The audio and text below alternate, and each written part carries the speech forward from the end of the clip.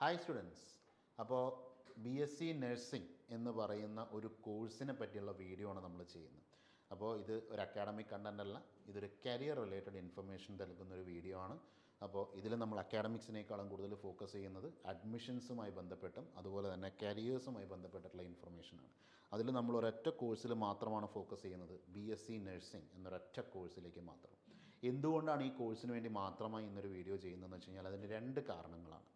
വളരെയധികം കുട്ടികൾ താല്പര്യത്തോടു കൂടി ജോയിൻ ചെയ്യുന്നൊരു കോഴ്സാണ് BSc നഴ്സിംഗ്.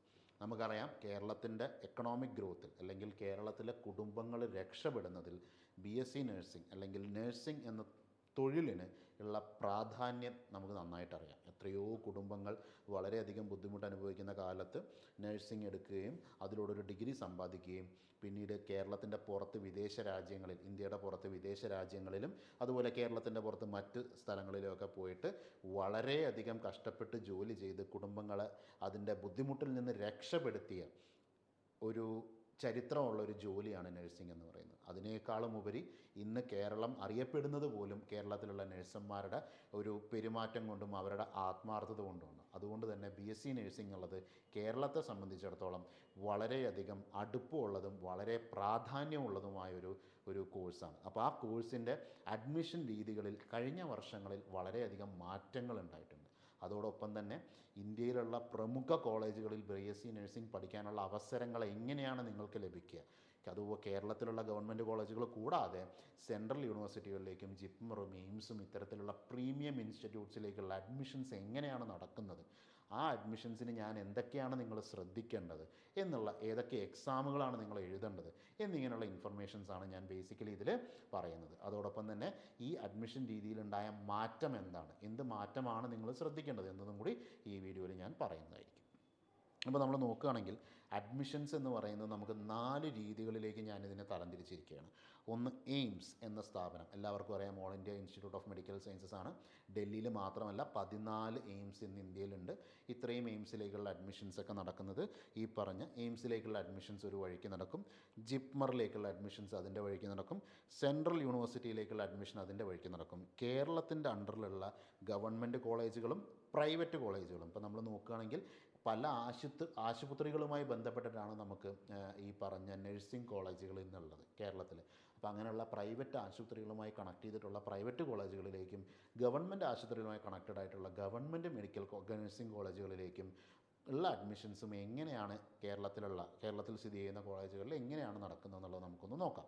അപ്പോൾ ആദ്യം തന്നെ നമുക്ക് എയിംസ് എന്ന് പറയുന്ന സ്ഥാപനത്തിലേക്ക് എടുക്കാം. എയിംസ് എടുക്കുകയാണെങ്കിൽ എയിംസിന് സ്വന്തമായ ഒരു എൻട്രൻസ് ടെസ്റ്റ് നടത്തുന്നുണ്ട് BSc നഴ്സിംഗിന്. അതുപോലെ തന്നെ 14 എയിംസിലേക്കാണ് അഡ്മിഷൻസ് നടക്കുന്നത്. എയിംസിലുള്ളൊരു പ്രത്യേകത, പെൺകുട്ടികൾക്ക് മാത്രമാണ് അഡ്മിഷൻസ് അവിടെ നൽകുന്നത് എന്നുള്ളതാണ്. നമുക്ക് ആണുങ്ങൾക്ക് എന്ത് ചെയ്യാൻ പറ്റില്ല, എയിംസിൽ നഴ്സിങ്ങിന് പഠിക്കാനുള്ള അവസരം ഉണ്ടാവില്ല. സാധാരണയായി സ്ത്രീകൾ മാത്രമല്ല, പുരുഷന്മാരും ഒരുപാട് നഴ്സുമാരായിട്ട് മെയിൽ നേഴ്സ് എന്ന് വിളിക്കുന്നൊരു സാഹചര്യം വരെ ഉള്ളതാണ്. അപ്പോൾ അതുകൊണ്ട് പക്ഷേ എയിംസിലേക്ക് അവർക്ക് പഠിക്കാനുള്ളൊരു അവസരം ലഭിക്കുകയില്ല എന്നുള്ളത് നമ്മൾ കൃത്യമായി മനസ്സിലാക്കുക. ഇനി നമുക്ക് നോക്കേണ്ട കാര്യം എയിംസിൽ എത്ര സീറ്റുകളാണുള്ളത് എന്നുള്ളതാണ്. നമ്മൾ നോക്കുകയാണെങ്കിൽ 996 സീറ്റുകളാണ് നഴ്സിങ്ങിന് എയിംസിലുള്ളത്. അതായത് എല്ലാ എയിംസിലും കൂടെ 996 സീറ്റുകളാണുള്ളത്.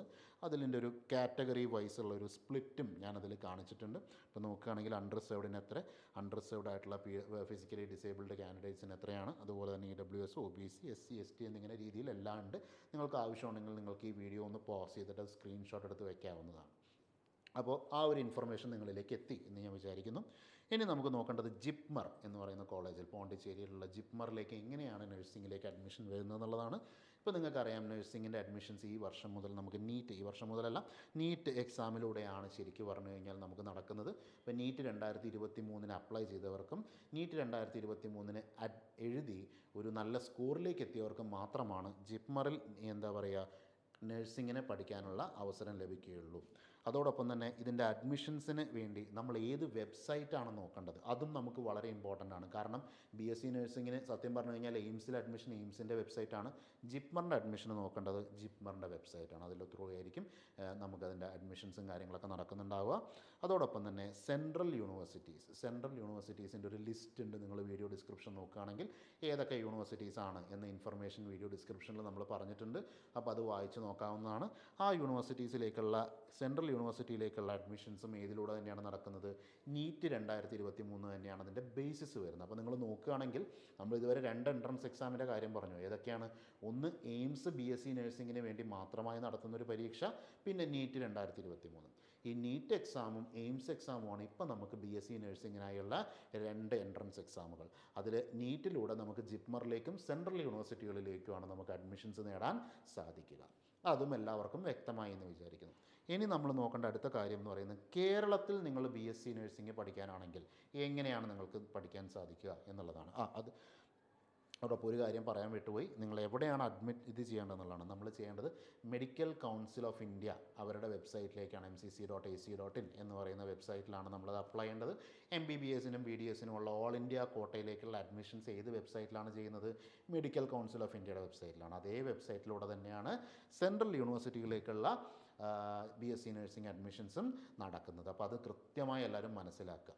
അതോടൊപ്പം തന്നെ വരുന്ന മറ്റൊരു കാര്യമാണ്, കേരളത്തിലാണ് നിങ്ങൾ പഠിക്കുന്നത് അല്ലെങ്കിൽ കേരളത്തിലുള്ള, ഇപ്പോൾ തൃശ്ശൂരുള്ള മെഡിക്കൽ കോളേജുകളിലോ അല്ലെങ്കിൽ അവിടുത്തെ നഴ്സിംഗ് കോളേജിൽ നിങ്ങൾക്ക് പഠിക്കണമെന്നുണ്ടെങ്കിൽ, കോഴിക്കോടുള്ള നഴ്സിംഗ് കോളേജിൽ, ഗവൺമെൻറ് നഴ്സിംഗ് കോളേജിൽ പഠിക്കണമെന്നുണ്ടെങ്കിൽ, ഇത്തരത്തിലുള്ള നഴ്സിംഗ് കോളേജുകളിൽ നിങ്ങൾക്ക് പഠിക്കണമെന്നുണ്ടെങ്കിൽ നിങ്ങൾ എന്താണ് ചെയ്യേണ്ടത്, എവിടെയാണ് അപ്ലൈ ചെയ്യേണ്ടത് എന്നുള്ളതാണ് നമ്മൾ മനസ്സിലാക്കേണ്ടത്. അപ്പോൾ ഇതിൽ ശരിക്കും പറഞ്ഞു കഴിഞ്ഞാൽ ഇത് 12ാം ക്ലാസ്സിൻ്റെ LBS സെൻറ്ററിലൂടെ ആയിരുന്നു ഇതിൻ്റെ അഡ്മിഷൻസ് കഴിഞ്ഞ വർഷം വരെ നടന്നിരുന്നത്. അതിലൊരു ചേഞ്ചിനുള്ള ഒരു സാധ്യത ഈ വർഷമുണ്ട്. അപ്പോൾ അതുകൊണ്ട് തന്നെ BSc നഴ്സിംഗ് കേരളത്തിൽ പഠിക്കാൻ ആഗ്രഹിക്കുന്ന വിദ്യാർത്ഥികൾ വളരെ കൃത്യമായി നമ്മളുടെ ചാനൽ ഫോളോ ചെയ്യുകയും കൃത്യമായ ഇൻഫർമേഷൻസ് കളക്ട് ചെയ്യുകയും വേണം. കാരണം എന്താണെന്ന് വെച്ച് കഴിഞ്ഞാൽ nursing council of India Kerala സർക്കാരിനോടൊരു ശുപാർശ ചെയ്തിരുന്നത്, ശുപാർശയല്ല, അത് വളരെ സ്ട്രിക്റ്റായി നടപ്പാക്കണം എന്ന രീതിയിൽ തന്നെയാണ് പറഞ്ഞിരിക്കുന്നത്. ഒരു എൻട്രൻസ് എക്സാമിലൂടെ മാത്രമേ BSc നഴ്സിംഗിന് അഡ്മിഷൻ നൽകാൻ പാടുള്ളൂ എന്നാണ് കേരള സർക്കാരിന് നഴ്സിംഗ് കൗൺസിൽ ഓഫ് ഇന്ത്യ കൊടുത്ത നിർദ്ദേശം. എന്നാൽ കഴിഞ്ഞ വർഷം വരെ കേരള സർക്കാർ ചെയ്തിരുന്നത് 12ാം ക്ലാസ്സിൻ്റെ മാർക്കിൻ്റെ അടിസ്ഥാനത്തിലാണ് നഴ്സിംഗിന് അഡ്മിഷൻ നൽകിയിരുന്നത്. അപ്പോൾ ഈ വർഷം മുതൽ അത് മാറാനുള്ള സാധ്യത നമുക്ക് തള്ളിക്കളയാൻ പറ്റില്ല. അതുകൊണ്ട് തന്നെ നിങ്ങൾ കൃത്യമായി അത് ഫോളോ ചെയ്യുകയും കൃത്യമായി മനസ്സിലാക്കുകയും വേണം. ചിലപ്പോൾ അവർ നീറ്റിൻ്റെ അടിസ്ഥാനത്തിലായിരിക്കും ചെയ്യുന്നുണ്ടാവുക, ചിലപ്പോൾ പുതിയൊരു എൻട്രൻസ് എക്സാം നടത്തുമായിരിക്കും, ചിലപ്പോൾ അത് അടുത്ത വർഷത്തേക്ക് നീട്ടി വെച്ചാലും മതി. നമുക്ക് പറയാൻ പറ്റില്ല എന്താണ് തീരുമാനം വരിക എന്നുള്ളത്. അപ്പോൾ അത് കൃത്യമായി നിങ്ങൾ എന്ത് ചെയ്യണം? ഫോളോ ചെയ്യുക. ഇതാണ് BSc നഴ്സിംഗുമായി ബന്ധപ്പെട്ട് അഡ്മിഷൻ റിലേറ്റഡ് ആയിട്ട് നമുക്ക് തരാനുള്ള ഇൻഫർമേഷൻ.